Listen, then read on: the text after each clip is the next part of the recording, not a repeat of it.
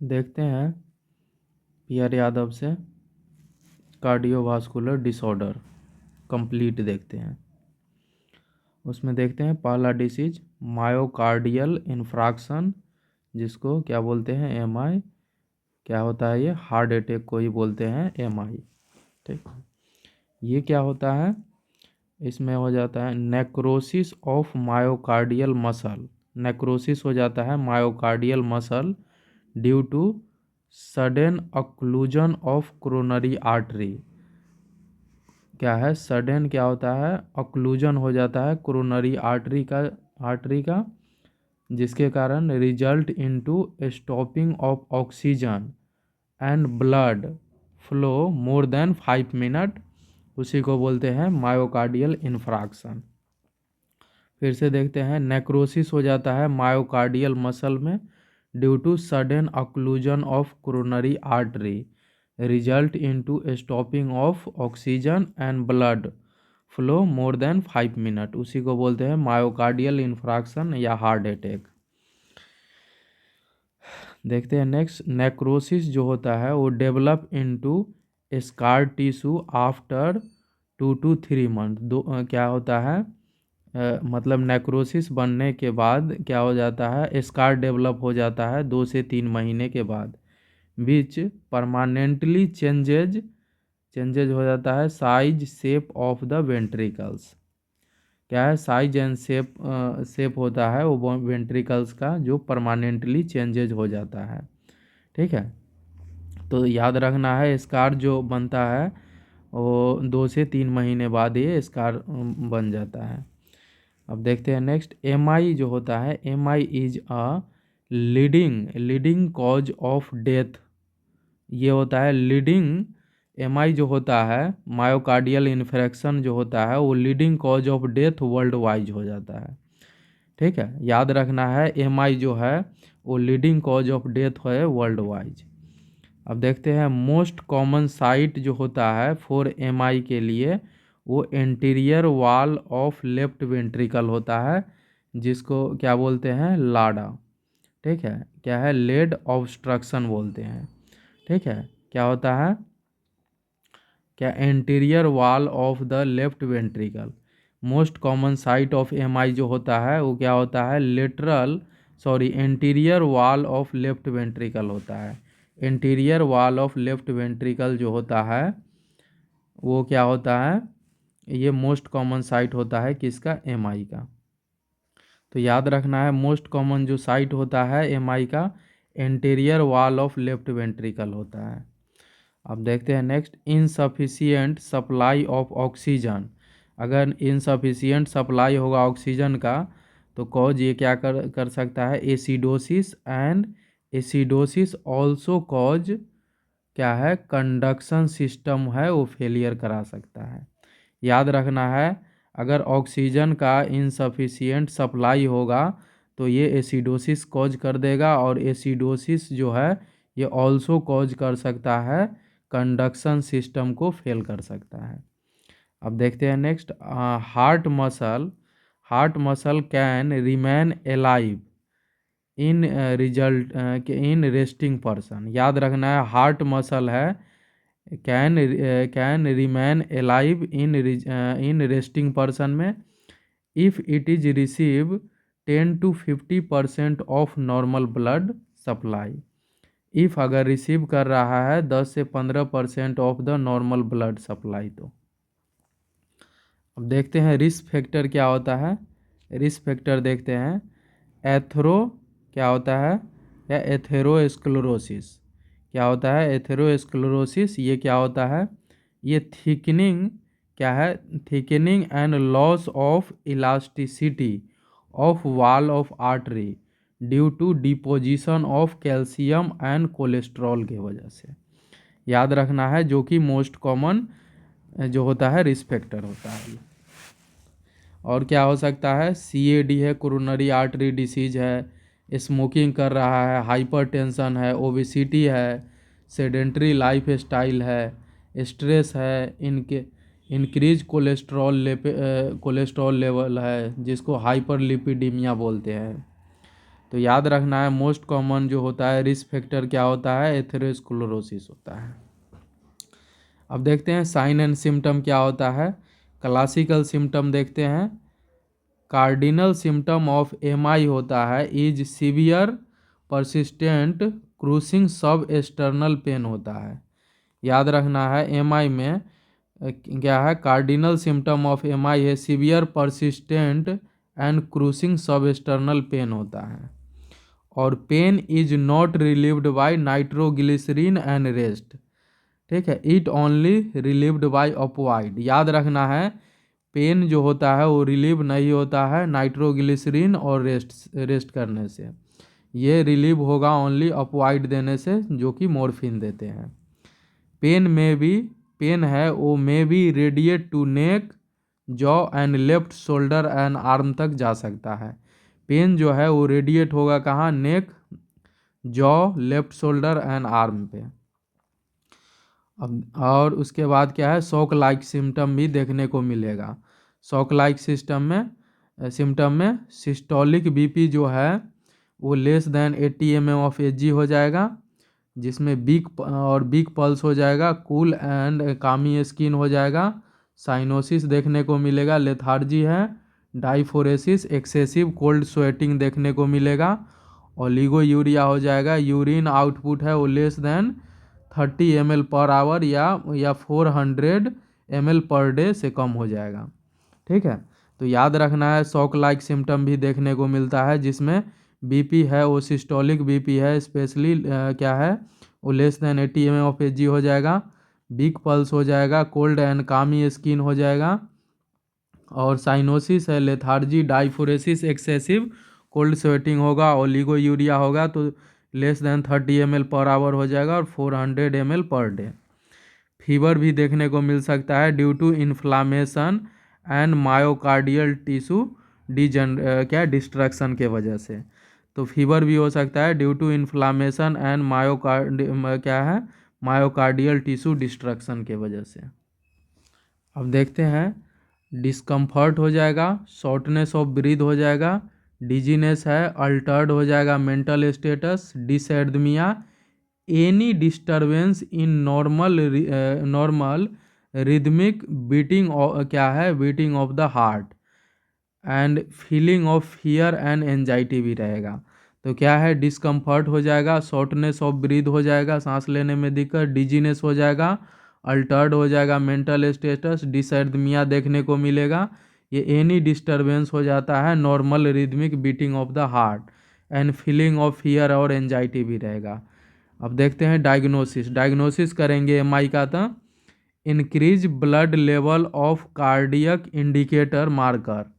ठीक है, इंक्रीज हो जाएगा blood level of the cardiac indicator marker.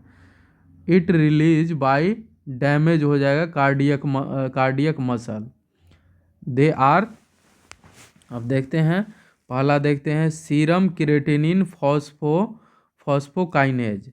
क्या है, सीरम क्रिएटिनिन फॉस्फोकाइनेज, जिसको क्या बोलते हैं, क्या है सीपी के एमबी। ये क्या होता है, आइसो एंजाइम होता है। याद रखना है ये क्या है, आइसो एंजाइम। तो याद रखना है सीपी के एमबी के बारे में, ये सीरम क्रिएटिनिन फॉस्फोकाइनेज होता है। क्या है, सीरम क्रिएटिनिन फॉस्फोकाइनेज होता है, ये आइसो एंजाइम होता है सीपी के एमबी। ये क्या करेगा, डिफरेंट आइसोफॉर्म होता है इसमें, डिफरेंट आइसोफॉर्म होता है, जो क्या होता है, predominant in different tissue, like skeletal muscle में जो होता है उस स्केलेटल जो मसल में होता है उसमें CKMM होता है, कार्डियक मसल में होता है CKMB होता है, और ब्रेन में जो होता है उसको CKBB बोलते हैं। ये क्या करता है, it help in differential diagnosis of condition in which these enzyme present in the blood stream. ठीक है, इंक्रीज CKMB वैल्यू इंडिकेट करता है मायोकार्डियल डैमेज। ये इंक्रीज CKMB है, ये इंडिकेट करता है मायोकार्डियल डैमेज को। और CKMB लेवल राइज होता है क्या है, within hour of injury. ठीक है, याद रखना है सी के एम बी है वो राइज होता है within hour of injury, क्या है इंजरी, एंड पीक होता है peak at 80 hour after an acute ischemic attack. तो याद रखना है सी के एम बी है वो राइज हो जाता है विद इन 1 आवर में, और पीक कब में होता है, तो पीक होता है 18 घंटे के बाद, वो भी एक्यूट इस्चेमिक अटैक के बाद। ठीक है, अब देखते हैं ट्रोपोनिन के बारे में। ट्रोपोनिन क्या होता है? ट्रोपोनिन है a protein component of cardiac muscle, most commonly used blood test होता है ये। क्या है? ट्रोपोनिन। ये क्या है? प्रोटीन है, component of cardiac muscle, most commonly used होता है ब्लड टेस्ट के लिए। इसमें क्या होता है? 3 फॉर्म ऑफ क्या है? ट्रोपोनिन है वो प्रेजेंट होता है मायोकार्डियल मसल फाइबर। आर उसमें क्या क्या होता है? ट्रोपोनिन सी, ट्रोपोनिन आई और ट्रोपोनिन टी। ट्रोपोनिन आई जो होता है a person that is released only by the heart muscle is more specific marker for MI के लिए देन अदर ट्रोपोनिन से। तो ट्रोपोनिन आई होता है मोस्ट सेंसिटिव होता है, और protein that release into blood by both damage heart muscle and skeletal muscle. ठीक है, it increase within 3 hour of injury. याद रखना है ये इंक्रीज या राइज हो जाता है within 3 hour of injury, और पीक होता है, पीक कब होता है? विद इन 1 to 2 डेज में, और पीक हो जाता है वो 1 से 2 दिन में पीक पे चला जाता है, और रिमेन एलिवेटेड रहता है 7 से 10 दिन तक, ये रिमेन एलिवेटेड ही रहता है। तो याद रखना है ये इंक्रीज होता है, क्या है? इंजरी होगा तो इंजरी होगा और 3 घंटे के अंदर ही ये ट्रोपोनिन का लेवल इंक्रीज हो जाएगा, और पीक होगा 1 से 2 दिन में, और रिमेन एलिवेटेड रहेगा 7 से 10 दिन तक। अब देखते हैं एल डी एच। ठीक है, लैक्टेड, क्या है? Lactate dehydrogenase. ये क्या होता है? एन आइसो एंजाइम होता है एल डी एच, और L D H is not a specific as troponin. ये ट्रोपोनिन से स्पेसिफिक नहीं होता है। It found in variety of tissue, lungs, kidney, heart, liver और ब्लड, इसीलिए ये स्पेसिफिक नहीं होता है। In slightly different form called उसको बोलते हैं isoenzyme. L D H 1 जो होता है iso enzyme normally found in the heart muscle. L D H 1 होता है जो नॉर्मली हार्ट मसल में होता है, और एल डी एच सेकेंड होता है इज फाउंड, क्या है? प्रीडोमिनेंटली इन ब्लड सीरम में। High L D H first level to L D H second suggest M I. High level L D H, क्या? L D H level first to L D H second suggest करता है कि M आई हो गया है। अब देखते हैं मायोग्लोबिन। मायोग्लोबिन जो होता है इट इंक्रीज हो जाता है विद इन 2 आवर। मायोग्लोबिन है ये इंक्रीज हो जाता है विद इन 2 आवर। ठीक है, although it low specific for myocardial infarction. ये नोट कार्डियक स्पेसिफिक ये नहीं होता है। ठीक है, याद रखना है मायोग्लोबिन जो होता है इंक्रीज हो जाता है विद इन 2 आवर में, और although it is low specific होता है, लो स्पेसिफिक होता है फॉर मायोकार्डियल इन्फ्रैक्शन के लिए। यह नोट कार्डियक स्पेसिफिक नहीं है। ट्रोपोनिन आई और क्या है? C P K M B both are specific for myocardial damage, but most sensitive and specific test is troponin I. ठीक है, याद रखना है most sensitive and most specific जो होता है ट्रोपोनिन आई होता है, उसके बाद होता है ट्रोपोनिन क्या होता है? उसके बाद है क्या है? सी के एम बी। अब देखते हैं क्या है मोस्ट स्पेसिफिक को देख लिए। ट्रोपोनिन आई होता है because it is a increase specificity compare to C P K M B. So troponin I is a superior marker होता है एम आई के लिए। इंक्रीज हो जाता है in W B C count 10,000 से 20,000 सेल्स पर एम एम क्यू। ठीक है, on second days and last up to 1 week तक। तो याद रखना है WBC काउंट बढ़ जाता है 10 से 20,000 सेल्स पर MMQ हो जाता है, नॉर्मल होता है 4,000 से 11,000। ठीक है, कब होता है? Second days and last up to 1 week तक। अब ECG चेंजेस के बारे में देखते हैं। ST सेगमेंट एलिवेशन हो जाता है इसमें more than 1 mm above base line, base line से 1 mm एबव हो जाता है ST सेगमेंट। STMI जो होता है, STMI एंड STMI में, ठीक है, याद रखना है ST एलिवेशन में ये होता है मोर देन, क्या है, more then 1 mm base line से हो जाता है, ठीक है। और ये MI क्या है, ये STMI में। और T वेव का है इन्वर्जन होता है, बोथ क्या है, बोथ इंडिकेट करता है इस्चीमिया को। ST सेगमेंट एलिवेशन और T वेव इन्वर्जन है, ये है बोथ इंडिकेट करता है इस्चीमिया को। और परजेंस ऑफ एबनॉर्मल क्यू वेव जो होता है डाउनवर्ड या नेगेटिव वेव ऑफ ECG होता है flowing P wave in MI patient.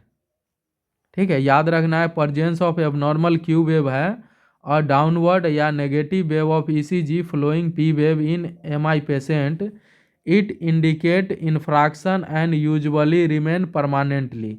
तो याद रखना है परमानेंटली में क्या चेंजेज है, एबनॉर्मल क्यू वेव देखने को मिलता है।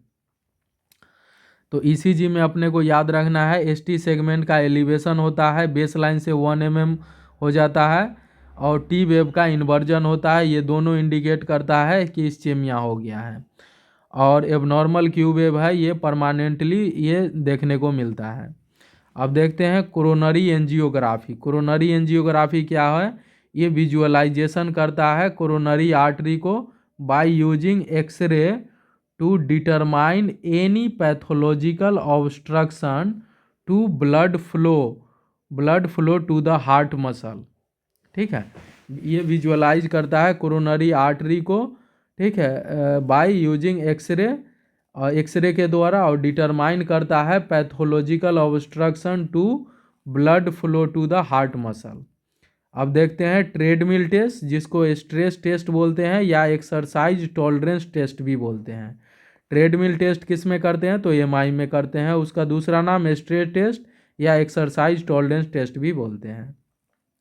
और test to measure of cardiovascular fitness के लिए किया जाता है, इन विच पर्सन क्या है, exert themselves by walking, running on the conveyor belt along with monitoring of their heart rate, blood pressure, oxygen saturation and electrocardiographic person. अब देखते हैं कॉम्प्लिकेशन क्या देखने को मिलता है? हार्ट फेल हो सकता है, क्या होता है, इरेगुलर हार्ट बीट हो सकता है। इरेगुलर हार्ट बीट को क्या बोलते हैं? डिसएर्थमिया है मोस्ट कॉमन, क्या है ये मोस्ट कॉमन कॉम्प्लिकेशन होता है डिसएर्थमिया MI का। अब देखते हैं कार्डियोजेनिक शॉक हो सकता है, कार्डियक अरेस्ट करा सकता है, ड्रेसलर सिंड्रोम हो सकता है। ड्रेसलर सिंड्रोम पूछ सकता है कहाँ पे देखने को मिलता है, तो MI का ये कॉम्प्लिकेशन होता है, जिसमें पोस्ट मायोकार्डियल इन्फ्रैक्शन सिंड्रोम होता है। ये कैरेक्टराइज्ड बाय क्या है, प्लूराइटिक चेस्ट पेन देखने को मिलेगा, पेरिकार्डाइटिस हो जाएगा, फीवर एंड ल्यूकोसाइटोसिस भी देखने को मिल सकता है। तो पोस्ट मायोकार्डियल इन्फ्रैक्शन सिंड्रोम होता है जिसमें characterize by pleuritic chest pain, pericarditis, fever and leukocytosis देखने को मिलेगा ड्रेसलर सिंड्रोम में। मैनेजमेंट कैसे करेंगे? तो एडमिनिस्टर्ड करेंगे एस्प्रिन, जो कि क्या होता है, एंटी प्लेटलेट होता है। इसमें एडमिनिस्टर्ड करते हैं एस्प्रिन, जो एंटी प्लेटलेट होता है। एंड इंजेक्शन मॉर्फिन देते हैं, मॉर्फिन सल्फेट, ये रिलीफ पेन करता है। तो पेन के लिए ड्रग ऑफ चॉइस बोलेगा तो ऑपॉइड में देते हैं, मॉर्फिन देते हैं। ऐसे अगर बोले तो हार्ट फेलियर में कौन सा मेडिसिन देते हैं MI में, तो एस्प्रिन देते हैं। Administered morphine on priority manage for pain, pain के लिए मॉर्फिन देते हैं जो कि प्रायोरिटी होता है, बिकॉज पेन रिलीफ है वो इंक्रीज कर देगा oxygen supply to the myocardial muscle को। अब देखते हैं, प्लेस करेंगे क्लाइंट को सेमी फाउलर पोजीशन देते हैं एमआई के पेशेंट में टू इंक्रीज क्या है comfort and oxygenation to the myocardium. Administered करना है oxygen at rate 2 litre per minute by nasal cannula. याद रखना है ऑक्सीजन देना है 2 litre per minute by nasal cannula से हम देते हैं, ये क्वेश्चन है। एडमिनिस्टर्ड करना है बीटा ब्लॉकर में जहाँ पे लोल लाता है, ठीक है, बोले तो प्रोपेनालॉल। तो याद रखना है बीटा ब्लॉकर देते हैं प्रोपेनालॉल टू डिक्रीज कर देता है हार्ट रेट एंड इंक्रीज कर देता है मायोकार्डियल ऑक्सीजन सप्लाई को, ठीक है। तो बीटा ब्लॉकर देते हैं इसमें प्रोपेनालॉल जो डिक्रीज कर देता है हार्ट रेट और इंक्रीज कर देता है मायोकार्डियल ऑक्सीजन सप्लाई को। इफ़ अगर सिस्टोलिक बीपी है वो less than 100 mm of Hg है या फिर 20 mm of Hg of the lower क्या है लोअर देन प्रीवियस रीडिंग है, तो उसमें क्या करेंगे lower the head of the bed, क्या लोअर कर देना है हेड ऑफ बेड। क्या करोगे इसमें लोअर करोगे हेड ऑफ द बेड बोले तो ट्रेंड्रल फॉर पोजीशन, और उसके बाद इन्फॉर्म कर दोगे फिजिशियन को। याद रखना है सिस्टोलिक बीपी अगर कम हो गया है क्या है 100 mm ऑफ एचजी से कम या फिर प्रीवियस रीडिंग से 25 mm ऑफ एचजी कम हो गया है तो उसमें ट्रेंडल वर्ब पोजीशन दोगे और इन्फॉर्म कर दोगे फिजिशियन को। देखते हैं उसके बाद एडमिनिस्टर करना है थ्रोम्बोलाइटिक एजेंट जैसे streptokinase, urokinase, tissue plasminogen activator, जो ये क्या करेगा जो क्लोट बन गया है उसको डिजॉल्व कर देगा, ठीक है। तो याद रखना है, और स्ट्रेप्टोकाइनेज जो होता है इसका एंटीडोट होता है एमाइनो कैप्रोइक एसिड होता है, ठीक है। तो स्ट्रेप्टोकाइनोज का जो एंटीडोट होता है वो क्या है एमाइनो कैप्रोइक एसिड होता है, याद रखना है, ये पूछता है। थेराप्यूटिक मैनेजमेंट क्या करोगे, थेराप्यूटिक मैनेजमेंट में है क्या है पीटीसीए करते हैं, ये है परक्यूटेनियस ट्रांसल्यूमिनल कोरोनरी एंजियोप्लास्टी। ये क्या करेगा क्या है obstructed and close arteries are dilated with balloon catheter to open the vessels lumen and to improve arterial blood flow. Balloon catheter है introduce through the right femoral artery. याद रखना है balloon catheter है इंट्रोड्यूस करते हैं right femoral artery से। Repeated inflation and deflation of the balloon with pressure है कितना है 9 to 50 एटमॉस्फेयर से 9 से 15 एटमॉस्फेयर प्रेशर रखते हैं, ठीक है, रिपीटेड इन्फ्लेशन और डिफ्लेशन के लिए। अप्रॉक्सीमेटली 135 से 225 psi रहते हैं, जो क्या करेगा डायलेट द नैरोइंग क्या है नैरोड वेसल, जो क्या है नैरो वेसल रहता है उसको डायलेट करने के लिए इतना प्रेशर हम देते हैं 9 से 15 एटमॉस्फेयर, जो कि होता है 135 से क्या है 225 psi होता है। अब देखते हैं coronary artery stent. Coronary artery stent में क्या करेंगे, कोरोनरी आर्टरी स्टेंट यूज करते हैं to instead of PTCA to eliminate the rise of coronary artery vessels क्या है closure and the open vessels for the long time के लिए। Coronary artery stent जो है ये स्टंट यूज करते हैं instant of the PTCA to eliminate the rise of acute coronary vessels closure and open vessels for long time के लिए। अब देखते हैं CABG coronary artery bypass grafting, ये क्या करता है CABG the obstruction coronary artery is bypassed with the client own blood vessels, ठीक है, किससे करते हैं क्या है सेफेनियस वेन, क्या है सेफेनियस वेन से रेडियल आर्टरी से, इंटरनल मेमोरी आर्टरी से। इंटरनल मेमोरी जो आर्टरी होता है are mainly use to bypass, क्या है, bypass lesion in coronary artery के लिए। ठीक है, तो कौन किससे करते हैं, स्फेनियस वेन, रेडियल आर्टरी और इंटरनल मेमोरी आर्टरी है, ये मेनली यूज करते हैं बाईपास के लिए। ठीक है, नेक्स्ट डिसीज देखते हैं एंजाइना पेक्टोरिस। ठीक है, angina pectoris, angina pectoris means chest pain होता है resulting from myocardial ischaemia.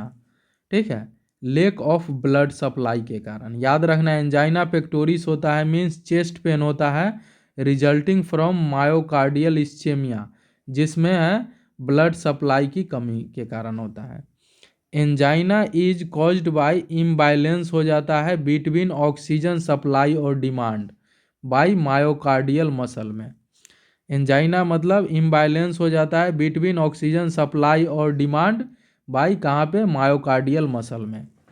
Cause क्या होता है इसका, कॉज जो होता है कोरोनरी आर्टरी स्पाज्म होता है, एथेरोस्क्लेरोसिस होता है और increase demand of oxygen by myocardial muscle. Increase demand हो जाता है ऑक्सीजन का बाय मायोकार्डियल मसल। तो याद रखना है, कॉज कोरोनरी आर्टरी स्पाज्म है, एथेरोस्क्लेरोसिस है और इंक्रीज हो जाता है demand of oxygen by myocardial muscle. अब देखते हैं रिस्क फैक्टर क्या होता है इसका। रिस्क फैक्टर जो है हेरिडिटरी है, डायबिटिक मलाइटस है, जेंडर है, जेंडर में मोर कॉमन होता है मेल में। ठीक है, एक्सेप्ट ओरल टेकिंग वोमेन, जो ओसीपी लेता है उसमें ज़्यादातर देखने को मिलता है एंजाइना पेक्टोरिस। तो याद रखना है, मोर कॉमन तो मेल में होता है, लेकिन जो वोमेन है ओरल पिल्स ले रहा है उसमें ज़्यादातर देखने को मिलता है मेल से भी ज़्यादा। और तो क्या होता है उसके बाद ओवर एज जो है ओवर 40 ईयर, 40 साल के बाद देखने को मिलता है। और इंक्रीज सीरम कोलेस्ट्रॉल लेवल। ठीक है, हाइपरटेंशन और सिगरेट स्मोकिंग, हुक्का मार रहा है। तो रिस्क फैक्टर क्या है, हेरिडिटरी होता है, डायबिटिक मलाइटस और जेंडर मोर कॉमन तो मेल में होता है, लेकिन जो फीमेल ओरल पिल्स ले रहा है उसमें ज़्यादातर देखने को मिलता है मेल से भी ज़्यादा। और एज है वो 40 साल के बाद देखने को मिलता है और इंक्रीज हो जाता है सीरम कोलेस्ट्रॉल लेवल इसमें।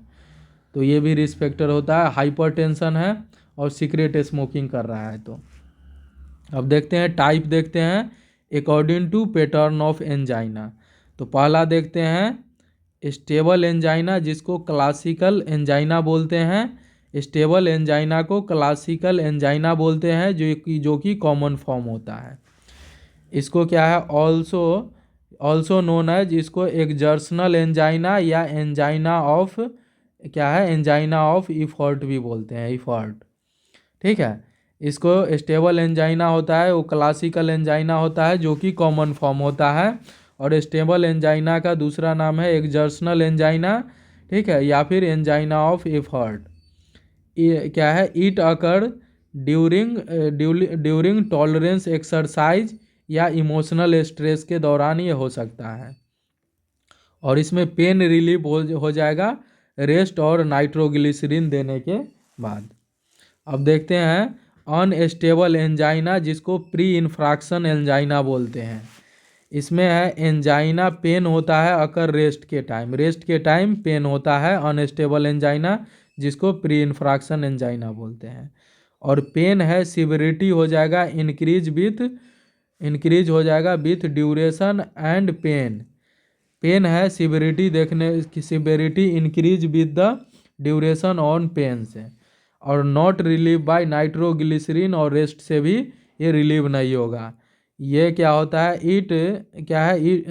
ईट ऑफेन, ये प्रिकर्सर ऑफ एमआई होता है। सो ये मेडिकल इमरजेंसी होता है, ये प्रिकर्सर होता है एमआई का, इसीलिए इसको बोलते हैं मेडिकल इमरजेंसी। अब देखते हैं वेरिएंट एंजाइना है, ये अनकॉमन फॉर्म होता है। वेरिएंट एंजाइना है जिसका दूसरा नाम है क्या है, प्रिजमेंटल एंजाइना या फिर वैजोस्पास्टिक एंजाइना भी बोलते हैं। ये अनकॉमन फॉर्म होता है। It occur due to coronary artery vasospasm के कारण होता है।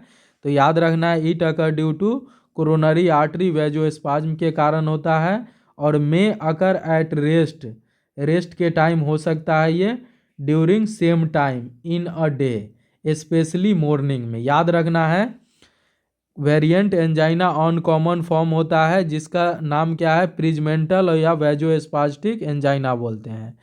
ये अकर होता है due to coronary artery vasospasm के कारण, और इट में अकर क्या है, at rest during same time हो सकता है इन अ डे में, स्पेशली कब, मॉर्निंग के टाइम में। अब देखते हैं साइन एंड सिम्टम क्या होता है एंजाइना पेक्टोरिस का। ये सब एक्सटर्नल पेन होगा जिसको क्रूसिंग या स्क्वीजिंग इन नेचर होता है।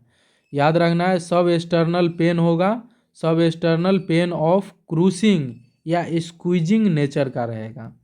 ठीक है, और उसके बाद देखते हैं क्या देखने को मिलेगा, डिस्पनिया देखने को मिलेगा, पाल्पिटेशन हो जाएगा, स्वेटिंग देखने को मिलेगा, और हाइपरटेंशन। ठीक है, और pain may be a radiate to left shoulder and arm तक जा सकता है, और pain may be relieved by rest और एनटीजी से हो सकता है। तो इसमें क्या होता है, सब एक्सटर्नल पेन होता है, क्रूसिंग एंड स्क्वीजिंग नेचर का रहेगा। डिस्पनिया हो सकता है, पाल्पिटेशन है, स्वेटिंग हो सकता है, हाइपरटेंशन भी हो सकता है। डिस्पनिया, पाल्पिटेशन, स्वेटिंग और हाइपरटेंशन। और पेन है वो मे भी रेडिएट हो सकता है, कहाँ तक रेडिएट होगा, लेफ्ट शोल्डर और आर्म तक हो सकता है। और पेन है वो रिलीव्ड भी हो सकता है नाइट्रोग्लिसरीन और रेस्ट से, अगर क्या होता है, स्टेबल एंजाइना है तो। डायग्नोसिस देखते हैं, ECGR नॉर्मल होता है, ECGR नॉर्मल होगा ड्यूरिंग रेस्ट, ड्यूरिंग रेस्ट जो होता है ECG नॉर्मल होगा, एंड क्या है, इन्वर्टेड टी वेव, इन्वर्टेड हो जाएगा टी वेव, टी वेव है वो इन्वर्टेड हो जाएगा, और एलिवेटेड हो जाए, क्या एलिवेटेड है, ST segment during during an episode of pain. याद रखना है, क्या इन्वर्टेड टी वेव तो रहता ही रहता है, और एलिवेटेड हो जाएगा ST सेगमेंट कब, तो during an episode of pain, जब एपिसोड ऑफ पेन रहेगा उस टाइम है एलिवेटेड हो जाएगा ST segment. Cardiac marker normal होता है एंजाइना पेक्टोरिस में, ये मोस्ट VVI पॉइंट है। कार्डियक मार्कर नॉर्मल होता है एंजाइना पेक्टोरिस। मैनेजमेंट कैसे करेंगे, तो प्रोवाइड करना है इमीडिएट बेड रेस्ट, और एडमिनिस्टर्ड करना है oxygen by 2 litre per minute, किससे, तो नेजल कैनुला से। एडमिनिस्टर करना है एंटीजिन, क्या एंटीजी, नाइट्रोग्लिसरीन सब लिंगुअली देते हैं। ठीक है, सब लिंगुअली देते हैं, जीभ के नीचे रखने के लिए बोलते हैं। ठीक है, और GTN क्या होता है, GTN जो होता है वो क्या होता है, ये GTN जो है उसको क्या बोलते हैं, ग्लिसरल, क्या ग्लिसरल ट्राई नाइट्रेट बोलते हैं। ये क्या होता है, आइसोसोर्बाइड होता है, या फिर अब कौन दे सकते हैं, आइसोसोर्बाइड डाइनाइट्रेट भी देते हैं सबलिंगुअली रूट से, एंड आइसोसोर्बाइड मोनोनाइट्रेट, क्या है, आइसोसोर्बाइड मोनोनाइट्रेट है, ये पर ओरल रूट से देते हैं, to terminate attack by dilate the coronary artery.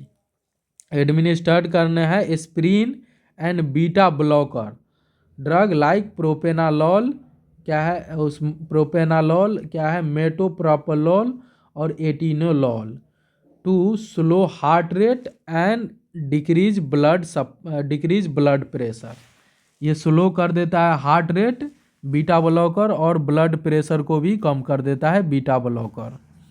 और ऑब्टेन करना है क्या है, 12th लीड ECG, और ऑब्टेन करना है 12th लीड ECG को। ठीक है, अब देखते हैं क्या है, CHF कंजस्टिव हार्ट फेलियर। ठीक है, इसको क्या बोलते हैं, कंजस्टिव हार्ट फेलियर। ठीक है, या फिर कंजस्टिव कार्डियक फेलियर।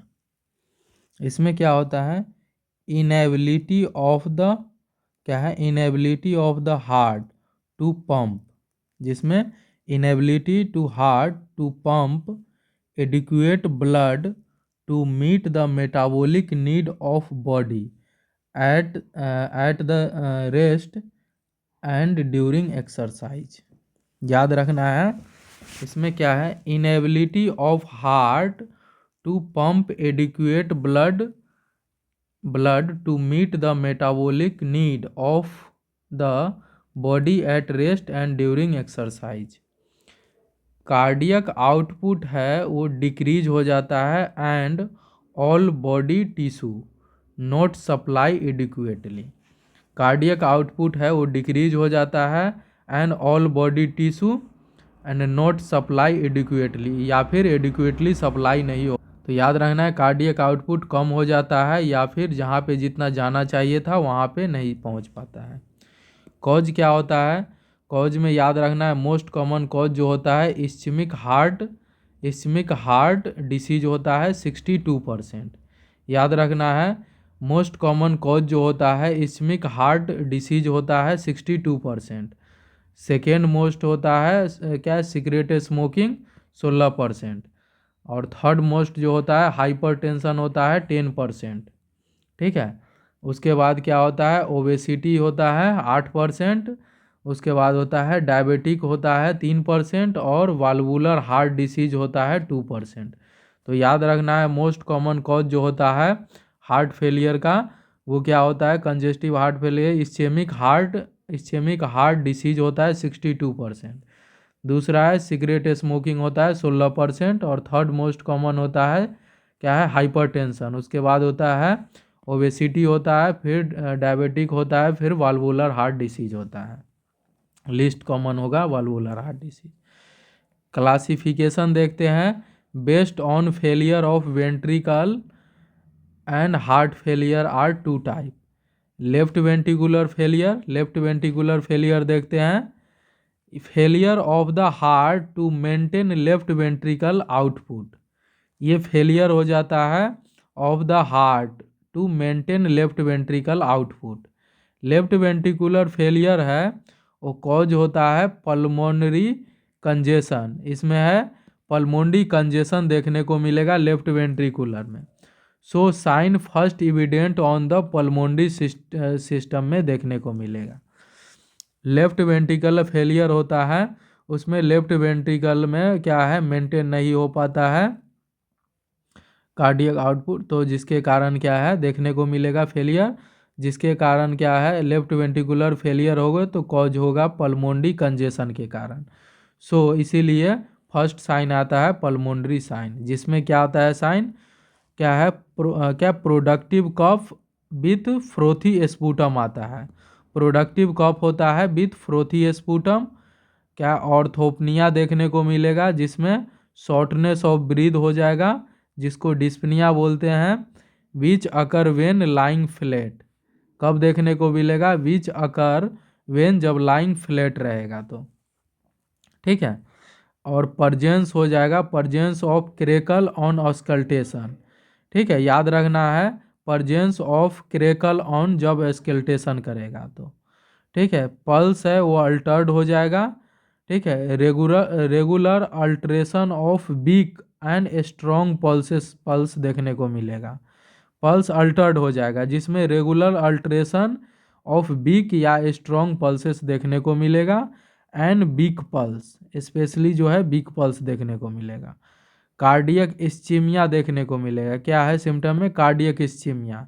ये क्या है, लोअर्ड हो जाएगा breathing and wheezing due to heart failure की वजह से। कार्डियक अस्थमा ये लोअर्ड क्या है, लोअर्ड ब्रीदिंग एंड वीजिंग होता है ड्यू टू हार्ट फेलियर के वजह से। तो कार्डियक अस्थमा में लोअर्ड क्या है, ब्रीदिंग एंड वीजिंग होता है ड्यू टू फेलियर के वजह से। ठीक है, अब देखते हैं क्या है, नेक्स्ट देखते हैं right ventricular failure. Right ventricular failure देखते हैं। राइट वेंट्रिकुलर फेलियर में फेलियर ऑफ हार्ट हो जाता है, फेलियर ऑफ हार्ट हो जाता है to maintain right ventricular output. Sign and symptom क्या देखने को मिलेगा राइट वेंट्रिकुलर फेलियर में, first evident on the systemic circulation में। तो साइन एंड सिम्टम जो होगा इसमें, डिपेंडेंट पिटिंग एडिमा देखने को मिलेगा, जिसको एंकल एडिमा भी बोलते हैं, is frequently the first sign of right ventricular failure होता है। पिटिंग एडिमा, जो डिपेंडेंट पिटिंग एडिमा या फिर एंकल एडिमा होता है, ये फर्स्ट साइन होता है राइट वेंट्रिकुलर फेलियर का। एसाइटिस देखने को मिलेगा ड्यू टू पोर्टल हाइपरटेंशन के वजह से। एसाइटिस देखने को मिलेगा ड्यू टू पोर्टल हाइपरटेंशन के वजह से। टेंडरनेस देखने को मिलेगा इन राइट एब्डोमिनल क्वाड्रेंट में। राइट एब्डोमिनल क्वाड्रेंट में टेंडरनेस देखने को मिलेगा। इसमें एक चीज़ याद रखना है, पल्स तो अल्टर्ड होता ही है लेफ्ट, और क्या देखने को मिलेगा, वेट गेन भी देखने को मिलता है, वेट गेन देखने को मिला, और नॉक्चूर्नल एन्यूरेसिस भी देखने को मिलता है। तो याद रखना है, राइट वेंट्रिकुलर जब फेल होगा तो पल्स तो अल्टर्ड होगा ही, वेट गेन भी देखने को मिलता है, और साथ में नॉक्चूर्नल एन्यूरेसिस होता है। ठीक है, नॉक्चूर्नल एन्यूरेसिस देखने को मिलता है। उसके बाद है डिस्टेंडेड नेक वेन हो जाता है, जिसको जुगलर वेन डिस्टेंशन बोलते हैं। डायग्नोसिस करेंगे तो सीवीपी मेजर करते हैं, सेंट्रल वेनस प्रेशर। ठीक है, द सब क्लेवियन अप्रोच के द्वारा करते हैं, to placement of the central line is preferred. ठीक है, सब क्लेवियन अप्रोच से। सीवीपी होता है is pressure within the superior vena cava और right atrium, tip of catheter into superior vena cava और राइट एट्रियम में। ठीक है, right atrium is situated, right atrium है वो सिचुएटेड होता है mid axillary line at fourth intercostal space. So during procedure the 0 point of the manometer क्या है, should be adjusted to the right atrium. तो याद रखना है, राइट एट्रियम जो है वो सिचुएटेड होता है mid axillary line at fourth intercostal space. So during procedure 0 point of the manometer should be adjusted to the right atrium. Keep the client in supine position with 45 degree head elevation रखना है।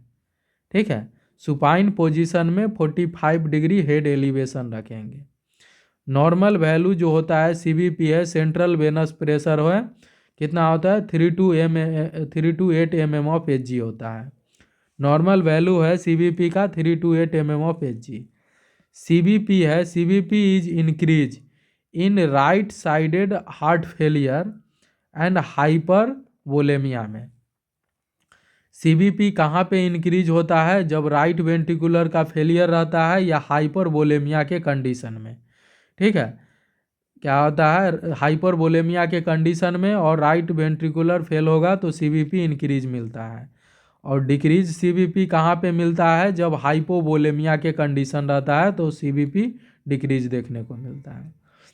अब देखते हैं ABG के बारे में, atrial blood gas analysis. ये it show respiratory acidosis, इसमें रेस्पायरेटरी एसिडोसिस देखने को मिल सकता है।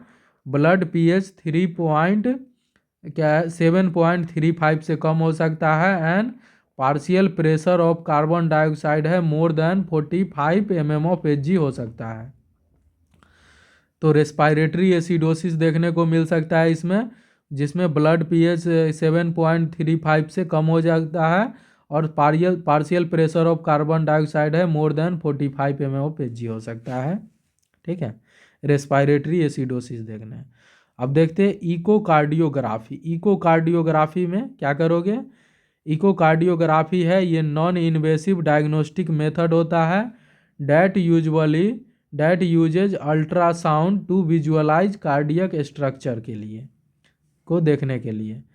It evaluate the structural and functional changes of heart, for example measure of the heart chamber and circulation of the ejection fraction के लिए। Normal ejection fraction जो होता है 60 से 65% होता है नॉर्मल इजेक्शन फ्रैक्शन। और इजेक्शन फ्रैक्शन को कैसे निकालते हैं, इजेक्शन क्या है, इजेक्शन फ्रैक्शन को कैसे निकालते हैं, क्या है, स्ट्रोक वॉल्यूम में डिवाइड कर दोगे इंड डायस्टोलिक वॉल्यूम को। स्ट्रोक वॉल्यूम को इंड डायस्टोलिक वॉल्यूम से डिवाइड कर दोगे तो इजेक्शन फ्रैक्शन निकल जाएगा। जैसे नॉर्मल स्ट्रोक वॉल्यूम 70 होता है तो 140 से डिवाइड करोगे तो अप्रॉक्स 50% देखने को बोले तो नॉर्मल इजेक्शन फ्रैक्शन है। अब देखते हैं ड्रॉपलर इकोकार्डियोग्राफी। ड्रॉपलर इकोकार्डियोग्राफी क्या होता है, the use of ultrasound technology to determine blood flow velocity in different location in the heart specially across of the heart valve. Chest x-ray करोगे, it show an enlarge heart, enlarge हो जाएगा heart बोले तो उसको बोलते हैं कार्डियोमेगैली, and pulmonary oedema भी देखने को मिल सकता है। तो हार्ट अगर इनलार्ज होगा उसको कार्डियोमेगैली बोलते हैं और पल्मोनरी एडिमा भी देखने को मिलेगा। मैनेजमेंट कैसे करते हैं हार्ट फेलियर का, प्रोवाइड करना है हाई फाउलर पोजीशन इसमें देते हैं जिसको ऑर्थोपेनिक पोजीशन भी बोलते हैं। ये अपराइट या नियरली अपराइट पोजीशन देते हैं जिससे रिड्यूस हो जाए पल्मोनरी कंजेशन। पल्मोनरी कंजेशन को रिड्यूस करने के लिए हाई फाउलर पोजीशन देते हैं जिसको ऑर्थोपेनिक पोजीशन बोलते हैं। इसमें अपराइट या नियरली अपराइट पोजीशन देते हैं जिससे क्या होता है, कार्डियक वर्कलोड भी कम पड़ता है, जिससे डिक्रीज हो जाता है blood return from the lower extremities. ये डिक्रीज हो जाता है blood return from the lower extremities and an easy beating होता है, इजीली बीटिंग देखने को मिलेगा। एडमिनिस्टर्ड करेंगे ऑक्सीजन एट हाई कंसंट्रेशन से। एडमिनिस्टर्ड करना है क्या है, आयनोट्रोपिक मेडिकेशन। क्या है, एडमिनिस्टर्ड करना है आयनोट्रोपिक मेडिकेशन। मेडिकेशन में क्या देते हैं, that change the force of contraction of heart.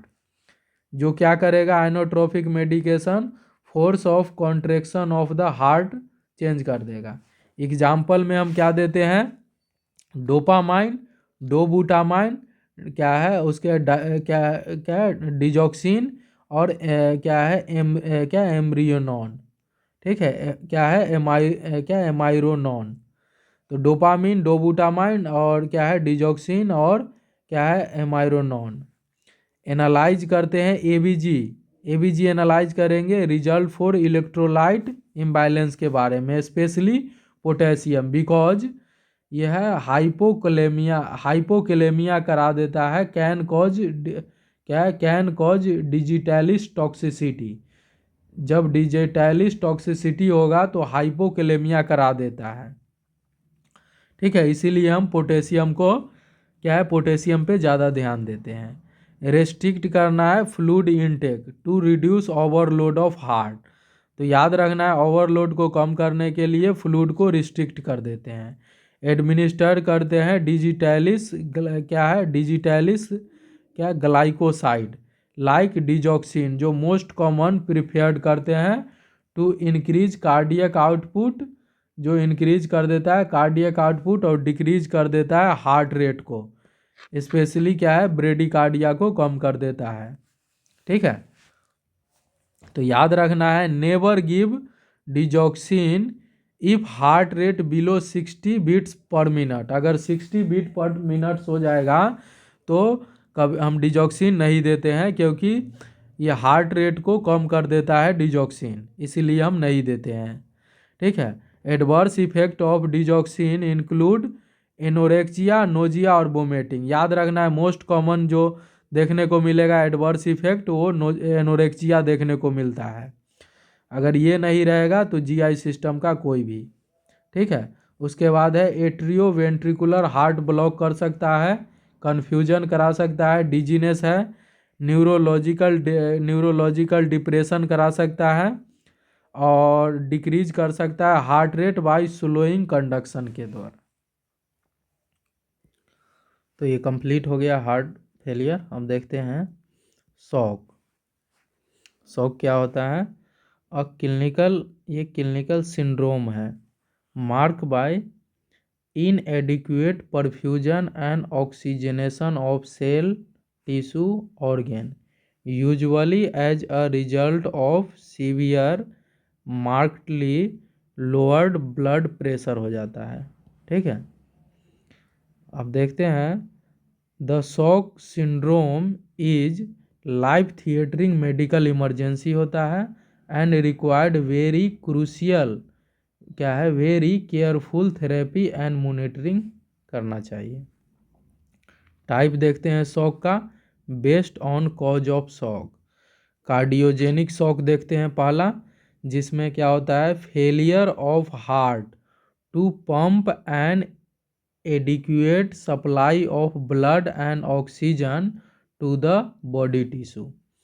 इसमें क्या होता है फेलियर हो जाता है हार्ट का to pump an adequate supply of blood and oxygen to body tissue.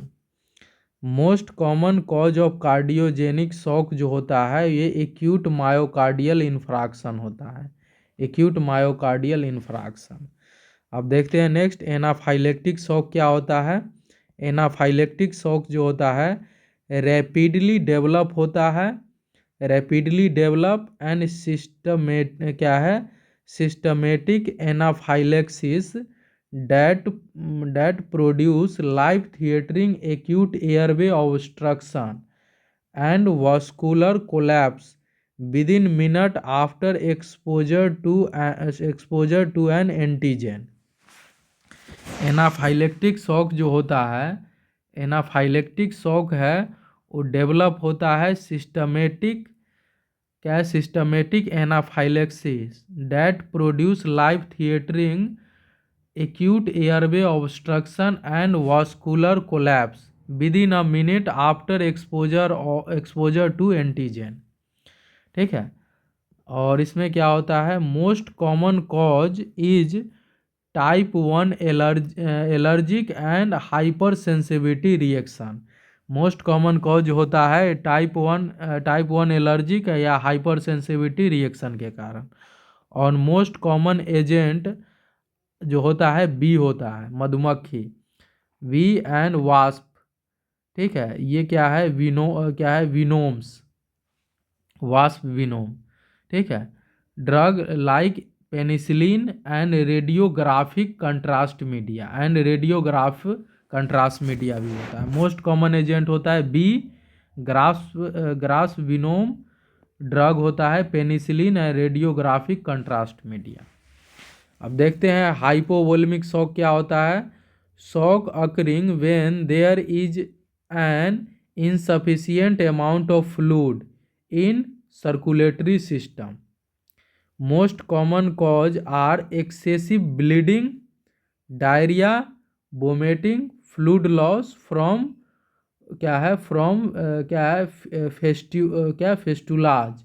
फिस्टुलाज and burn and third spacing shifting of fluid into the abdominal cavity बोले तो ascites and other interstitial tissue बोले तो oedema. Hypovolaemia में क्या है hypovolaemia में insufficient amount हो जाता है फ्लूइड का सर्कुलेटरी सिस्टम में। मोस्ट कॉमन कॉज है एक्सेसिव ब्लीडिंग के कारण देखने को मिलेगा, डायरिया है, वोमिटिंग है, फ्लूइड लॉस हो रहा है, फिस्चुला हो गया है, बर्न है, थर्ड स्पेसिंग शिफ्टिंग हो रहा है फ्लूइड का कहाँ पे एब्डोमिनल कैविटी में जिसको एसाइटिस बोलते हैं, और अदर में इंटरस्टिशियल टिश्यू एडिमा। अब देखते हैं next neurogenic shock. Neurogenic shock क्या होता है it occur due to decrease peripheral vascular resistance caused by damage to either brain and spinal cord. इसमें न्यूरोजेनिक शॉक में है डिक्रीज हो जाता है peripheral vascular resistance and caused by damage to either brain और स्पाइनल कोड। और decrease हो जाता है पेरिफेरल वास्कुलर रेसिस्टेंस बोले तो वैजोडाइलेशन। ठीक है, डिक्रीज हो जाता है पेरिफेरल वास्कुलर रेसिस्टेंस बोले तो वैजोडाइलेशन एंड क्या है उसके बाद and subsequent pulling of blood with in peripheral vessels resulting in hypotension, warm, dry and pink skin हो जाता है, जिसके कारण क्या है, विद इन पेरिफेरल वेसल्स में हाइपोटेंशन, वार्म, ड्राई और पिंक स्किन हो जाता है। देखते हैं अब नेक्स्ट सेप्टिक शॉक क्या होता है। Shock as a result of sepsis, presence of pathogen in the blood stream. Most common organism होता है ग्राम नेगेटिव होता है, जो कि मोस्ट कॉमन होता है। ग्राम पॉजिटिव बैक्टीरिया भी हो सकता है, but fungi and other organism में भी ऑल्सो भी रिस्पॉन्सिबल हो सकता है। ग्राम नेगेटिव याद रखना है, मोस्ट कॉमन ऑर्गेनिज्म होता है ग्राम नेगेटिव बैक्टीरिया। ठीक है, अब देखते हैं हाइपोग्लाइसेमिक शॉक या इंसुलिन शॉक भी बोलते हैं। ये क्या होता है, हाइपोग्लाइसेमिक शॉक या इंसुलिन शॉक? ये shock produce by extreme low blood sugar, बोले तो less than 40 mg/dl, resulting usually caused by an injection of an excessive amount of insulin, failure to eat after insulin लेने के बाद खाना ही नहीं खाया है, and insulinomas, insulin secretion tumour which cause hypoglycaemia. Insulin related hypoglycaemic shock में भी क्या intentionally induce in the treatment of certain psychiatric condition. अब देखते हैं क्लिनिकल मैनिफेस्टेशन शॉक का। देखते हैं shock resulting in the failure of multiple organ system including brain, heart, kidney, lungs, skin और जीआईटी। सब्जेक्टिव सिम्टम क्या देखने को मिलेगा, रेस्टलेसनेस हो जाएगा, प्रेसिस ऑफ एक्सट्रीमिटीज है, कन्फ्यूजन होगा और सिंकोप देखने को मिलेगा। सब्जेक्टिव सिम्टम में restlessness, precious of extremities, confusion and syncope. Objective sign में वीक रैपिड 3D पल्स देखने को मिले, वीक रैपिड और 3D पल्स हो जाएगा बोले तो tachycardia. Week rapid 3D pulse बोले तो टेकीकार्डिया।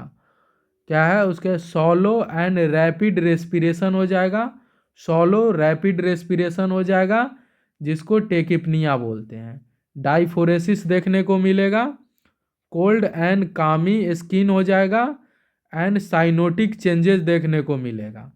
कोल्ड एंड कामी स्किन एंड साइनोटिक चेंजेस देखने को मिलेगा एक्सेप्ट न्यूरोजेनिक शॉक को छोड़ के। न्यूरोजेनिक शॉक को छोड़ के कोल्ड एंड कामी स्किन एंड साइनोटिक चेंजेस देखने को मिलेगा। पेलर है और पेलर देखने को मिलेगा, डिक्रीज हो जाएगा यूरिन आउटपुट जिसको ओलिगोयूरिया बोलते हैं, और प्रोग्रेसिव लॉस ऑफ कॉन्शियसनेस हो जाएगा, डिक्रीज मीन आर्टेरियल प्रेशर हो जाएगा। Decrease mean arterial pressure normal होता है 80 से 120 mm ऑफ Hg होता है। ठीक है, तो डिक्रीज हो जाएगा एट्रियल प्रेशर। तो क्लिनिकल मैनिफेस्टेशन फिर से देख लेते हैं शॉक का। ठीक है, इसमें मल्टीपल ऑर्गन सिस्टम का फेलियर देखने को मिलता है। ऑब्जेक्टिव साइन में क्या है, वीक रैपिड एंड 3D, क्या है week rapid and 3D pulse हो जाएगा बोले तो टेकीकार्डिया। सॉलो एंड रैपिड रेस्पिरेशन बोले तो टेकीपनिया। डाइफोरेसिस देखने को मिलेगा, कोल्ड कामी स्किन हो जाएगा और साइनोटिक चेंजेस देखने को मिलेगा स्किन में एक्सेप्ट न्यूरोजेनिक शॉक को छोड़ के। पैलर देखने को मिलेगा, डिक्रीज हो जाएगा यूरिन आउटपुट बोले तो ओलिगोयूरिया, और प्रोग्रेसिवली लॉस ऑफ कॉन्शियसनेस हो जाएगा, डिक्रीज हो जाएगा मीन आर्टेरियल प्रेशर। नॉर्मल होता है आर्टेरियल प्रेशर 80 से 120 mm ऑफ Hg। मैनेजमेंट कैसे करोगे, तो मैनेजमेंट करते हैं शॉक सिंड्रोम का जो होता है, the shock syndrome is life threatening medical emergency and required carefully therapy and monitoring. Attempt करना है restore normal blood pressure and tissue perfusion including fluid resuscitation देना है इन हाइपोवोलेमिक शॉक में, कंट्रोल करना है हेमरेज को in shock caused by trauma और bleeding के कारण हुआ है तो, एडमिनिस्टर करना है कॉर्टिकोस्टेरॉइड एंड एंटीहिस्टामिन। बोले तो क्या है, क्या देते हैं, क्या क्या देते हैं, तो क्या है, क्या क्लोरोफेनिरामाइन, क्या देते हैं, chlorpheniramine maleate and cetirizine. Antihistamine में क्या देते हैं, pheniramine maleate and cetirizine in anaphylactic shock में। एंटीहिस्टामिन देते हैं किसमें, एनाफाइलेक्टिक शॉक में। अब देखते हैं एडमिनिस्टर्ड करेंगे डिजॉक्सिन फॉर क्या है, प्रेशर सपोर्ट के लिए इन कार्डियोजेनिक शॉक में। याद रखना है, कार्डियोजेनिक शॉक में हम क्या है एडमिनिस्टर करते हैं डिजॉक्सिन प्रेशर सपोर्ट के लिए। एंटीबायोटिक देते हैं सेप्टिक शॉक में। एडमिनिस्टर्ड करते हैं एपिनेफ्रिन इन एनाफाइलेक्सिस या न्यूरोजेनिक शॉक में। एपिनेफ्रिन देते हैं एनाफाइलेक्सिस और न्यूरोजेनिक शॉक में फॉर पेरिफेरल वैजोकंस्ट्रिक्शन के लिए। एडमिनिस्टर करेंगे ओरल और पेरेंट्रल शुगर, क्या है, टिपिकली ग्लूकोज इन हाइपोवोलेमिक और इंसुलिनोमाज में। इंसर्ट करते हैं इंडवाइलिंग यूरिनरी कैथेटर को to track urinary output hourly. Insert करना है indwelling urinary catheter to track urine output hourly के लिए। ठीक है, SiO2 भी देखेंगे, ABG करेंगे और वेंटिलेशन क्या वेंटिलेटरी फंक्शन भी हम चेक करेंगे। Are monitor to determine need for ventilatory क्या है, वेंटिलेटरी सपोर्ट के लिए। स्टेबल पोजीशन देना है यूज ड्यूरिंग शॉक, और पोजीशन हम देते हैं शॉक में ट्रेंडलबर्ग पोजीशन। नेक्स्ट डिसीज देखते हैं कार्डियक डिसएर्थमिया। ये क्या होता है कार्डियक डिसएर्थमिया? कार्डियक डिसएर्थमिया देखते हैं, जिसमें पहला देखते हैं नॉर्मल साइनस रिदम। एट्रियल और ventricular rhythm are regular at 60 to 100 beats per minute. Normal sinus rhythm होता है 60 to 100 beats per minute, atrial और वेंट्रिकुलर रिदम। अब देखते हैं sinus bradycardia. Atrial and ventricular rhythm है आर रेगुलर होता है, बट रेट जो है वो बिलो 60 बीट्स पर मिनट हो जाता है। एट्रियल और वेंट्रिकुलर रिदम तो रेगुलर रहता है, बट रेट जो है वो बिलो 60 बीट्स पर मिनट हो जाता है, उसको साइनस ब्रेडिकार्डिया बोलते हैं। It is a normal in some individual like athletics. जो एथलेटिक्स होता है उसमें नॉर्मल होता है साइनस ब्रेडिकार्डिया कुछ इंडिविजुअल में। अब देखते हैं sinus tachycardia. Atrial and ventricular rhythm है वो तो रेगुलर है, बट रेट है वो बिटवीन कितना हो गया है 100 to 180 बीट्स पर मिनट। ठीक है, साइनस टेकिकार्डिया में एट्रियल और वेंट्रिकुलर रिदम तो है रेगुलर, बट रेट है वो between 100 to 180 beats per minute हो गया। अब नेक्स्ट देखते हैं एट्रियल फिब्रिलेशन। एट्रियल फिब्रिलेशन क्या होता है भैया? एट्रियल फिब्रिलेशन में इसमें मल्टीपल रैपिड इम्पल्स होता है from many foci in totally disorganize manner में एट रेट जो हो जाता है 350 से 600 टाइम पर सेकेंड। एट्रियल फिब्रिलेशन में मल्टीपल रैपिड इम्पल्स जनरेट होता है from many foci totally disorganize manner में, और रेट है वो 350 से 600 टाइम पर सेकेंड हो जाता है। और क्या है, thrombi may be form due to atrial क्या है मतलब एट्रियल क्यूबरिंग देखने को मिलेगा, जिसमें no definitive P wave is observe, जिसमें कोई डिफिनिटिव पी वेव है वो ऑब्जर्व नहीं होगा।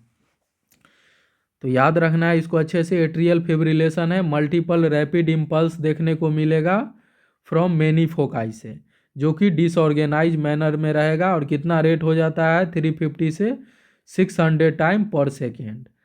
थ्रोम्बाई है may form due to atrial क्या क्यूबरिंग के वजह से। और इसमें नो डिफिनिटिव पी वेव देखने को मिलेगा। अब देखते हैं वेंट्रिकुलर टेकीकार्डिया। वेंट्रिकुलर टेकीकार्डिया क्या होता है? रिपीटेटिव क्या है? Repetitive firing of irritable ventricular ectopic foci at rate of कितना होता है? 140 से 250 बीट्स पर मिनट या फिर मोर। इसमें repetitive firing of irritable ventricular ectopic foci rate है कितना हो जाता है? 140 से 250 बीट्स पर मिनट या उससे ज़्यादा वेंट्रिकुलर टेकीकार्डिया में।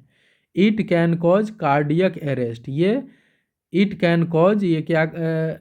कैन कॉज कार्डियक अरेस्ट के वजह से। प्रिपेयर करना है क्लाइंट को फॉर सिंक्रोनाइज कार्डियोवर्जन के लिए। क्लाइंट को प्रिपेयर करना है सिंक्रोनाइज कार्डियोवर्जन के लिए। और give defibrillator and CPR to pulseless client with ventricular tachycardia. तो याद रखना है वेंट्रिकुलर टेकीकार्डिया में ये रिपीटेटिव फायरिंग होता है of irritable ventricular ectopic foci से। रेट है 140 से 250 बीट्स पर मिनट या उससे ज़्यादा हो सकता है। और it can cause cardiac arrest कर सकता है।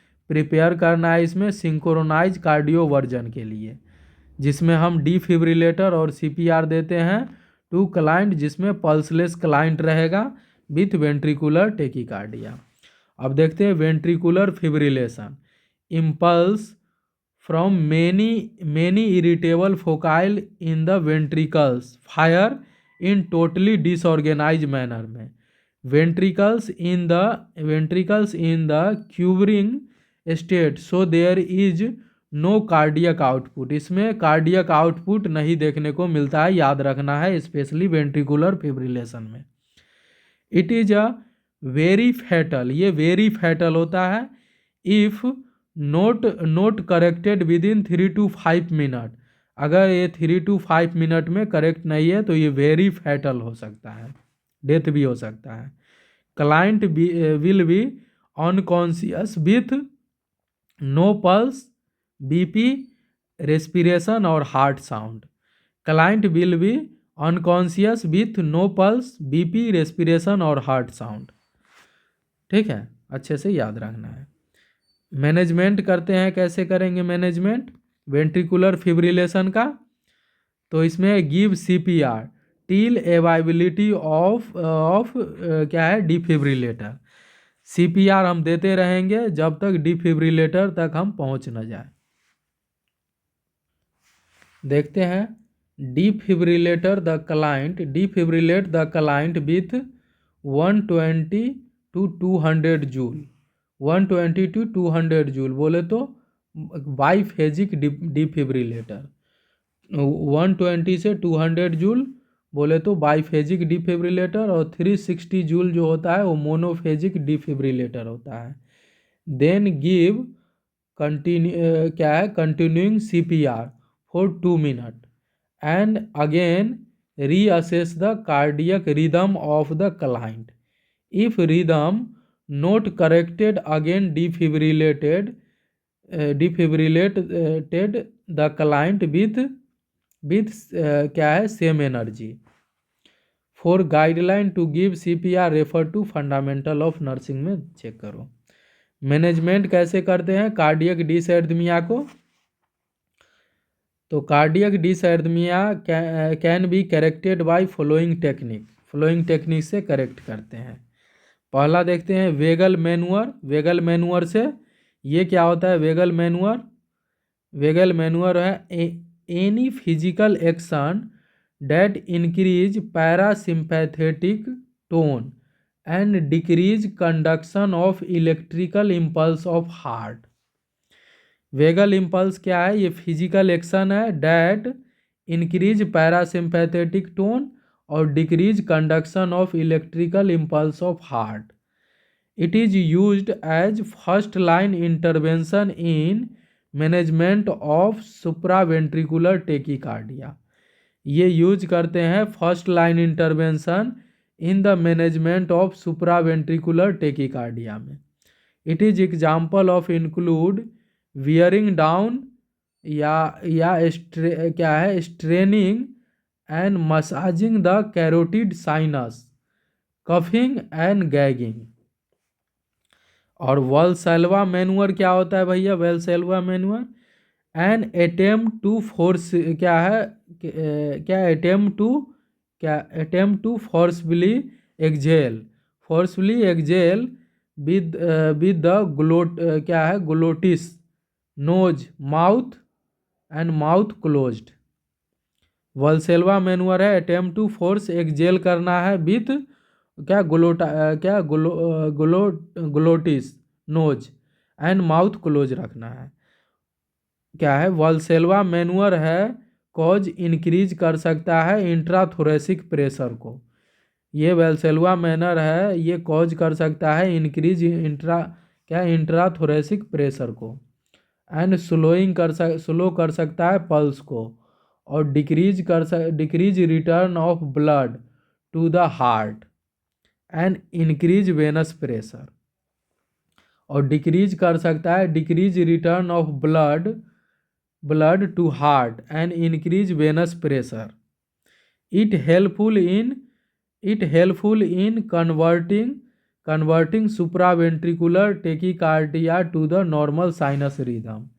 ये हेल्पफुल हो सकता है कन्वर्ट सुप्रावेंट्रिकुलर टेकिकार्डिया को नॉर्मल साइनस रिदम में। देखते हैं कार्डियोवर्जन जो होता है it is a synchronized counter shock होता है टू कन्वर्ट एन क्या है undesirable rhythm to stable rhythm में। कार्डियोवर्जन है ये सिंक्रोनाइज काउंटर शॉक होता है जो कन्वर्ट करता है अनडिजायरेबल रिदम को स्टेबल रिदम में।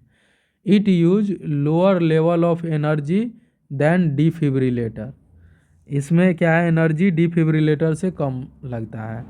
It is use to terminate arrhythmia such as atrial fibrillation, atrial flutter, supraventricular tachycardia and well tolerated ventricular tachycardia.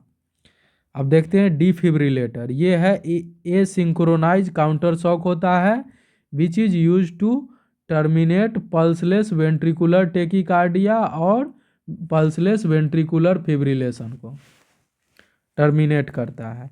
Defibrillator जो है वो चार्ज टू 120 टू 200 जूल्स बोले तो बाईफेजिक डिफिब्रिलेटर या 360 joule monophasic defibrillator for one counter shock. Before giving shock क्या है before giving shock क्या है शॉट ऑफ ऑक्सीजन। क्या है शॉक देने से पहले क्या है शट ऑफ कर दो ऑक्सीजन को और इंश्योर करो that no one in touch in the bed और क्लाइंट से। ठीक है, बेड से टच नहीं होना है किसी को जब शॉक दे रहे हो तो। देखते हैं next disease cardiomyopathy. Any disease that affect the heart muscle and diminishing cardiac performance. Any disease that affect heart muscle and diminishing cardiac performance. Type क्या होता है कार्डियोमायोपैथी का? रेस्ट्रिक्टिव या कंस्ट्रिक्टिव कार्डियोमायोपैथी। रेस्ट्रिक्टिव या constrictive cardiomyopathy. It occur due to lack of flexibility of ventricular wall. Due to क्या है क्यों हो जाता है मतलब क्या है ड्यू टू क्या फाइब्रोइज्ड वाल एंड चेम्बर आर नैरो। याद रखना है रेस्ट्रिक्टेड या कंस्ट्रिक्टेड कार्डियोमायोपैथी है it occur due to lack of flexibility of ventricular wall due to fibrosed wall chamber are narrow. Dilated cardiomyopathy ये क्या होता है? It occur due to fibrosis of myocardium endocardium and chamber are dilated. Heart transplant is only option of treatment. याद रखना है, dilated cardiomyopathy का heart transplant is only option of treatment होता है डायलेटेड कार्डियोमायोपैथी। अब देखते हैं नॉन ऑब्स्ट्रक्टेड कार्डियोमायोपैथी। ये हाइपरट्रोफी हो जाता है वाल एंड सेप्टम का। ठीक है, हाइपरट्रोफी हो जाता है वाल एंड सेप्टम का रिलेटिवली स्मॉल चेम्बर साइज में। अब देखते हैं ऑब्स्ट्रक्टेड कार्डियोमायोपैथी। ऑब्स्ट्रक्शन हो जाता है लेफ्ट वेंट्रिकुलर आउटफ्लो में due to hypertrophied septum and mitral valve incompetence के वजह से। ऑब्स्ट्रक्टेड कार्डियोमायोपैथी में ऑब्स्ट्रक्शन देखने को मिलेगा लेफ्ट वेंट्रिकुलर आउटफ्लो में due to hypertrophied septum and mitral valve incompetence में। अब देखते हैं वास्कुलर डिसीज। वास्कुलर डिसीज में देखते हैं, पहला देखते हैं एट्रियल डिसऑर्डर, उसके बाद देखेंगे वेनस डिसऑर्डर। तो एट्रियल डिसऑर्डर में पहला देखते हैं थ्रोम्बो क्या है, देखते हैं पहला देखते हैं क्या है, मतलब थ्रोम्बो क्या, तो थ्रोम्बो एंजिलाइटिस ओब्लुटरेंस, जिसको बर्गर डिसीज बोलते हैं। क्या बोलते हैं इसको, मतलब थ्रोम्बो क्या है, थ्रोम्बो क्या एंजिलाइटिस ओब्लुटरेंस, जिसको बर्गर डिसीज बोलते हैं। इसमें क्या होता है, वस्कुलाइटिस देखने को मिलेगा।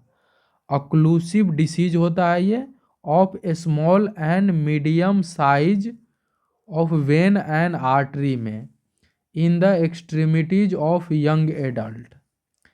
ठीक है, इसमें क्या होता है, वस्कुलाइटिस होता है जिसमें ऑक्लूसिव डिसीज होता है। कहाँ पे, स्मॉल और मीडियल साइज वेन और आर्टरीज में। कहाँ पे, extremities of the young adult में। The disease in seen most commonly in male, most commonly होता है मेल में 20 से 40 साल ऑफ एज में। Who are smoke cigarette and chewing tobacco.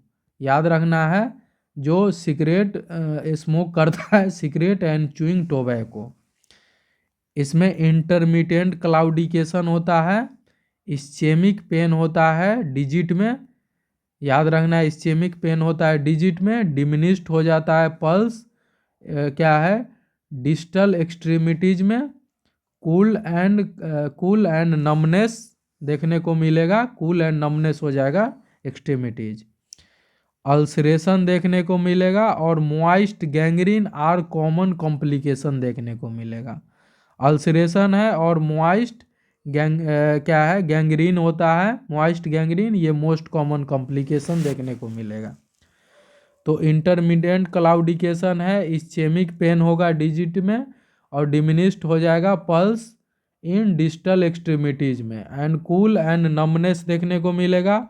Ulceration है, most gangrene and moist gangrene देखने को मिलेगा, जो कि कॉमन कॉम्प्लिकेशन होता है। अब देखते हैं क्या है, अब नेक्स्ट डिसीज देखते हैं एट्रियल डिसऑर्डर में क्या है, क्या रेनॉइड डिसीज। रेनॉइड डिसीज देखते हैं, ये मिस्टर रेनॉइड है, ये फिजिशियन थे एक। रेनॉइड डिसीज क्या होता है, इसमें क्या है, कंस्ट्रिक्शन या फिर वैजोस्पाज्म ऑफ स्मॉल आर्टरी और आर्टरियोल इन एक्सट्रीमिटीज में। इसमें क्या कंस्ट्रिक्शन या वैजोस्पाज्म हो जाता है स्मॉल आर्टरी और आर्टरियोल्स इन एक्सट्रीमिटीज में, कॉज्ड बाय कोल्ड या स्ट्रॉन्ग इमोशन के कारण। क्या है, that primarily affect in digit of hand, वो भी बाइलेटरली। ठीक है, क्या प्राइमरली जो अफेक्ट होगा डिजिट ऑफ हैंड, वो भी बाइलेटरली। मोर कॉमन ये देखने को मिलेगा यंग फीमेल में। रायनाइड डिसीज है, मोर कॉमन यंग फीमेल में देखने को मिलता है।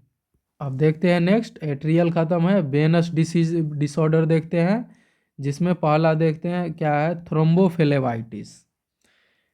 अ क्लोट फॉर्म हो जाता है in vessels wall as a result of inflammation of vessels wall. Thrombophlebitis में अ क्लोट फॉर्म हो जाता है इन वेसल्स वाल में, जिसमें result in inflammation of vessel wall. It caused by partial obstruction of vessels हो जाता है। It usually occur in extremities, most frequently in leg में, मोस्ट फ्रिक्वेंटली लेग में होता है।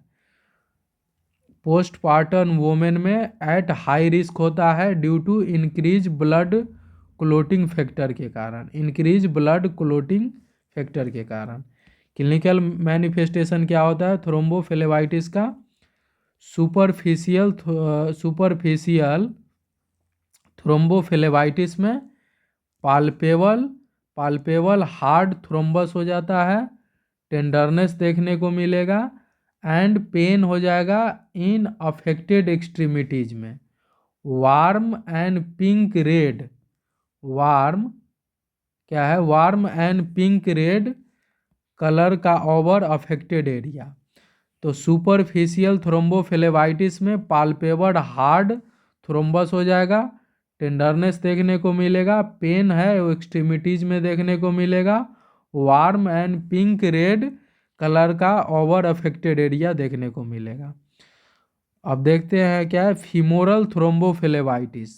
इसमें क्या है डिमिनिश्ड हो जाएगा पेरीफेरल पल्स, पेन स्टिफनेस देखने को मिलेगा, स्वेलिंग होगा अफेक्टेड लेग में। तो फीमोरल थ्रोम्बोफ्लेबाइटिस में डिमिनिश्ड हो जाएगा peripheral pulse, pain stiffness and swelling देखने को मिलेगा अफेक्टेड लेग में। मैनेजमेंट कैसे करना है? नेवर मसाज अफेक्टेड पार्ट पे, अफेक्टेड पार्ट पे मसाज नहीं करना है। अवॉइड करना है कंस्ट्रिक्टिव क्लोथिंग को एंड प्रेशर को बिहाइंड नी। याद रखना है अवॉइड करना है कंस्ट्रिक्टिव क्लोथिंग और प्रेशर बिहाइंड नी। एंटीकोगुलेंट थेरापी देते हैं जिसमें हिपेरिन और वारफेरिन देते हैं। उसके बाद अवॉइड करना है crossing of leg and prolong sitting को, क्रॉसिंग ऑफ लेग नहीं करना है और प्रोलॉन्ग सीटिंग को भी अवॉइड करना है। अप्लाई करना है इलास्टिक स्ट्रोकिंग, अप्लाई करना है इलास्टिक स्ट्रोकिंग जो सपोर्ट हाउस होता है और अर्ली एम्बुलेशन के लिए बोलते हैं। अब देखते हैं next deep vein thrombosis, DBT. ये क्या होता है? डीबीटी क्या होता है? A blood clot in one और more of the deep vein of the leg, leg में होता है, मोस्ट कॉमन साइट होता है। In the vein of arm, pelvis, neck, axilla और चेस्ट पे भी हो सकता है। कॉज ऑफ डीबीटी क्या होता है? मे बी ब्लड स्टेसिस के कारण हो सकता है एट बेड रेस्ट के टाइम, ठीक है, और इंडोथीलियल इंजरी के कारण आफ्टर सर्जरी और ट्रोमा के बाद इंडोथीलियल इंजरी, और हाइपर कोगुबिलिटी क्या है? हाइपर कोगुबिलिटी, ठीक है। तो याद रखना है ब्लड स्टेसिस के कारण जब बेड रेस्ट करेगा तो इंडोथीलियल इंजरी हो सकता है आफ्टर सर्जरी और ट्रोमा, और हाइपर कोगुबिलिटी के कारण। कंजेस्टिव हार्ट फेलियर के कारण भी हो सकता है। यूज ऑफ इस्ट्रोजेन के कारण, मैलिग्नेंसी, नेफ्रोटिक सिंड्रोम के कारण, ओबेसिटी और प्रेगनेंसी में भी देखने को मिल सकता है। अब देखते हैं वेरिकोज वेन। वेरिकोज वेन में है distended, swollen and knotted vein होता है, distended, swollen and knotted vein. Disorder of both vein और artery, disorder of both vein और आर्टरी देखते हैं अब नेक्स्ट। अब देखते हैं क्या होता है DIC देखते हैं, जिसको क्या बोलते हैं क्या है डिसिमिनेटेड इंट्रावास्कुलर कोगुलेशन या coagulopathy. DIC means wide spread coagulation within small blood vessels such as arterioles और capillary all over the body. DIC means wide spread coagulation within small blood vessels such as arterioles or capillary all over the body. Clotting factor are क्या है, clotting factor are consumed to such as extended that generalize bleeding में occur हो सकता है। Common site of occlusion are blood vessels of the kidney and extremities and resulting in organ necrosis. Aetiology क्या है इसका, sepsis, abruptio placenta, retained क्या है retained dead fetus, systemic lupus erythematosus, pre eclampsia, eclampsia, extended burn और other trauma, septic abortion जिसको missed abortion बोलते हैं, liver disease और लीवर डिसीज हो गया। उसके बाद क्या है इनकम्पिटेबल ब्लड ट्रांसफ्यूजन। मैनेजमेंट कैसे करेंगे, कैरी करना है ब्लड टेस्ट को, like blood grouping, clotting study, level of platelet, fibrinogen and fibrin क्या है फिब्रिन डिग्रेडेशन प्रोडक्ट। रिप्लेस करना है क्लोटिंग फैक्टर को बाय एडमिनिस्टर्ड एफएफपी और प्लेटलेट कंसंट्रेट। एन्यूरिज्म देखते हैं, ये localized abnormal dilation of blood vessels usually an artery due to congenital defect and weakness in the wall of vessels देखने को मिलता है। Common cause of weakness in atherosclerosis, a form of atherosclerosis in which atheroma containing cholesterol and lipid material are formed within the intima of large and medial size arteries में। Classification देखते हैं, best and shape and size of artery. पहला देखते हैं secular जो होता है ये यूनिलेटरल आउट पाउचिंग होता है, ये लोकेलाइज्ड आउट पाउचिंग ऑफ आर्टरी वाल होता है। फ्यूजी फॉर्म क्या होता है, ये बाइलेटरल आउट पाउचिंग होता है जिसमें dilation of entire circumference of the atrial segment. और डिसेक्टिंग क्या होता है, डिसेक्टिंग में बाइलेटरल आउट पाउचिंग होता है in which layer of vessels wall separate with creation of the cavity. और फल्स एन्यूरिज्म को जिसको स्यूडो एन्यूरिज्म बोलते हैं, the wall rupture and blood clotting are retained in the out pouching of tissue outside the atrial wall. Complication क्या होता है, rupture होता है blood vessels if dilation is more than 5 centimetre diameter. Clinical manifestation में thoracic aneurysm क्या होता है, इसमें पेन देखने को मिलेगा which radiate to neck, shoulder, syncope, dyspnoea, hoarseness और डिस्फेजिया। थोरेसिक एन्यूरिज्म में पेन देखने को मिलेगा which radiate to neck, shoulder, syncope, dyspnoea, hoarseness और डिस्फेजिया। एब्डोमिनल एन्यूरिज्म में पल्सेटिंग मास देखने को मिलेगा एब्डोमेन में एट एंड एबव अम्बलाइकस। और सिस्टोलिक ब्रूट देखने को मिलेगा, systolic bruit over the aorta. Abdominal and lower back pain which radiate to flank and groin. Management कैसे करना है, चेक करना है पेरीफेरल सर्कुलेशन जिसमें पल्स, टेम्परेचर एंड कलर देखेंगे। मोनिटर करना है एब्डोमिनल डिस्टेंशन एंड टेंडरनेस को। और क्या है उसके बाद मैनेजमेंट में क्या करोगे, इसमें क्या aneurysmectomy surgical removal of sac of the aneurysm. और क्या करोगे, क्या एन्यूरोमायोप्लास्टी, ये सर्जिकल रिपेयर ऑफ एन्यूरिज्म होता है। तो ये कंप्लीट हो गया है cardiovascular disorder, complete cardiovascular disorder. Thank you.